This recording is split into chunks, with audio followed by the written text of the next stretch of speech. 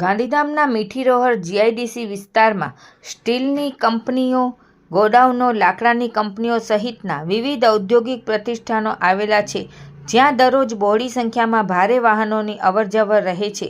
જ્યારે નગરપાલિકા હસ્તક શાસન હતું ત્યારે રાજ્ય સરકાર પાસેથી જીઆઈડીસી વિસ્તારોના માર્ગો માટે કરોડોની ગ્રાન્ટ મળવા પામી હતી, જેનાથી આદિપુર, ભારતનગર અને મીઠીરોહર તેમજ ગાંધીધામ જીઆઈડીસીના માર્ગોનું નિર્માણ થનાર હતું.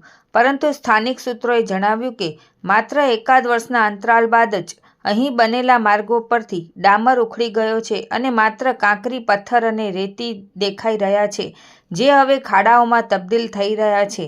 સ્થાનિકોએ જણાવ્યું કે અહીં કામ કરતા વેપારીઓ, ઉદ્યોગપતિઓ, કર્મચારી અને કામદારો આ પરિસ્થિતિથી ખૂબ જ ગ્રસ્ત છે અને કાયમી સમાધાનની માંગણી કરે છે.